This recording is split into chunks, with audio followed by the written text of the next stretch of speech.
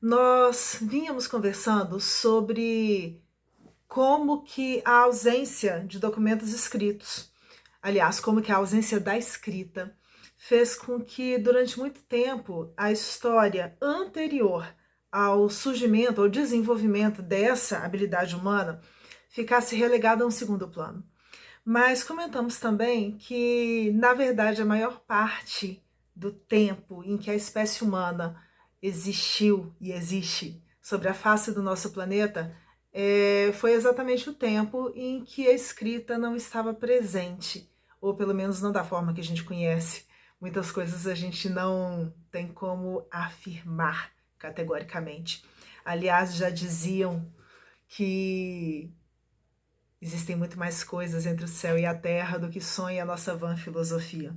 Pois é, à medida que as ciências foram se desenvolvendo, fomos conseguindo, através de outros recursos, descobrir um pouco daquilo que existia lá para trás, comparando também com alguns costumes, alguns entendimentos que são comuns de serem percebidos tanto nas nossas sociedades quanto em sociedades ditas primitivas, ao longo do tempo e existentes ainda no nosso planeta. Hoje nós vamos conversar sobre uma jovem senhora. Nós vamos conhecer um pouquinho das chamadas Vênus pré-históricas, mas nós vamos trabalhar principalmente com uma delas, que foi encontrada nos arredores de uma cidade austríaca chamada Willendorf. Essa jovem senhora que vocês estão vendo aqui do lado é uma senhora muito pequenininha. Essa escultura tem aproximadamente 10 centímetros, um pouquinho mais do que 10 centímetros de altura. E leva a gente a pensar em muita coisa. Dizem alguns que quando ela foi encontrada por alguns trabalhadores, ela foi vista por ser uma figura feminina, foi entendida dentro da ignorância que era comum daqueles trabalhadores, muito simples, à época, no início do século XX, eles acharam que seria uma escultura de Vênus, uma referência à deusa romana do amor. Outros mantiveram esse nome por entender uma possível explicação para esse tipo de escultura.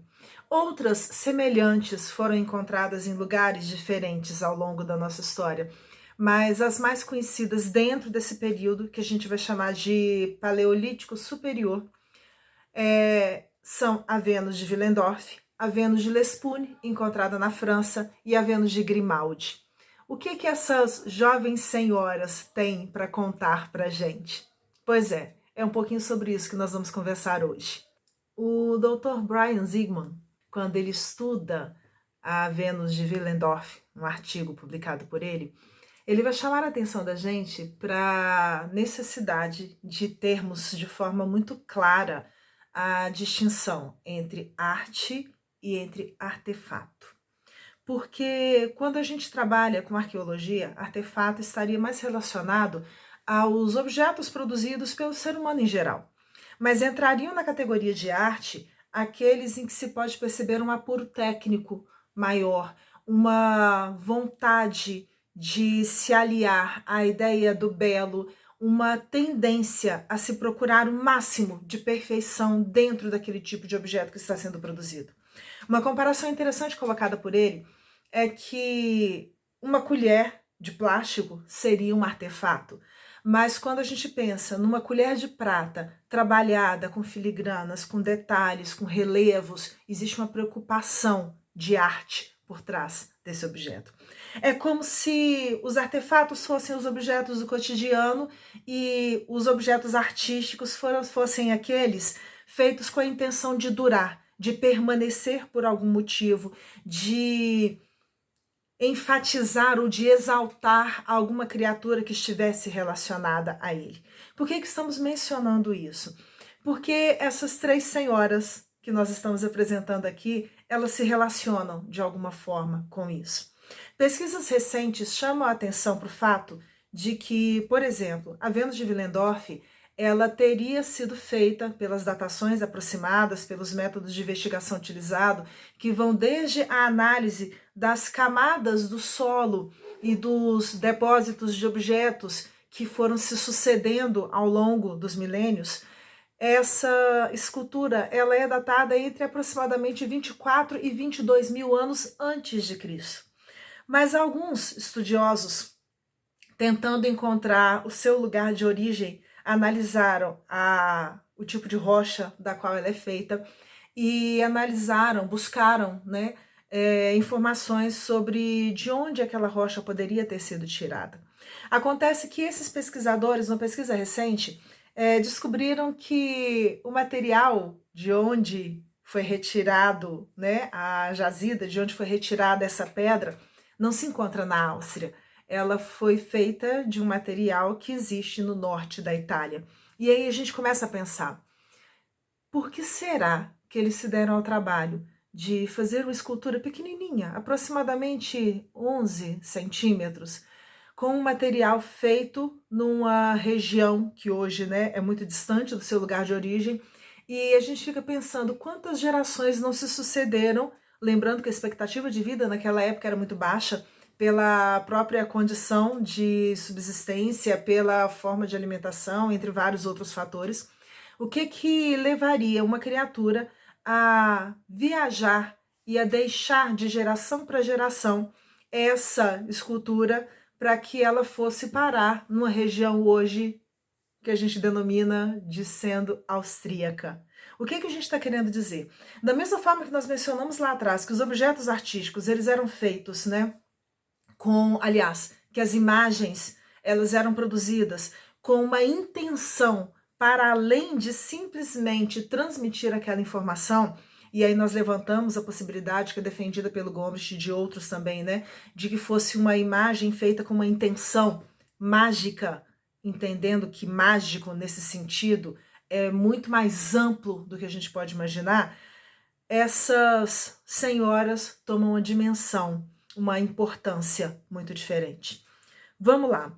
O que é comum entre todas as três? Qual é a principal característica que a gente pode perceber se formos olhar morfologicamente, né?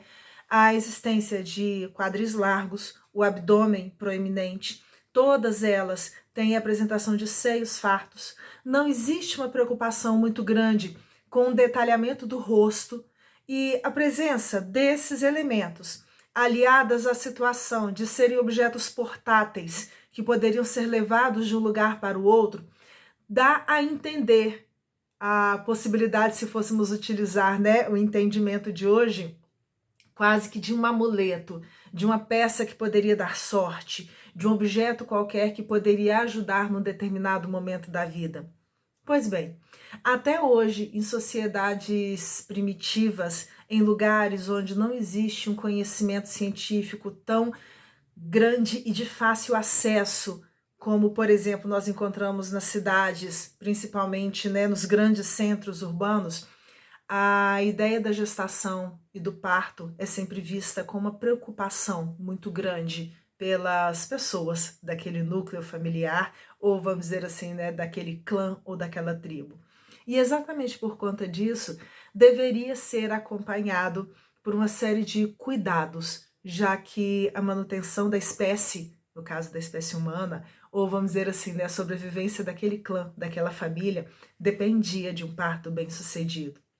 Muitos estudiosos veem hoje essas Vênus exatamente com esse sentido, com a intenção de serem objetos que pudessem ser levados e, vamos especular um pouquinho, provavelmente colocados junto a mães ou mulheres gestantes que carregavam em seu ventre crianças, bebês, talvez futuros líderes, futuros chefes, mas pessoas importantes dentro daquele clã e que deveriam, de alguma forma, receber uma proteção a mais.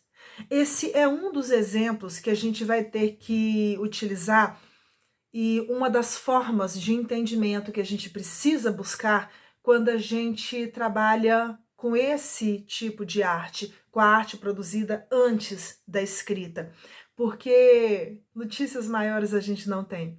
Mas graças a Deus, ainda bem que a gente tem a oportunidade de se debruçar sobre elas, porque seja na Áustria, seja na França, seja em quais forem os lugares, Itália, Espanha, a gente tem várias espalhadas por lugares diferentes, a gente nota uma preocupação muito grande com a sobrevivência humana, com a necessidade de se garantir a continuidade da vida.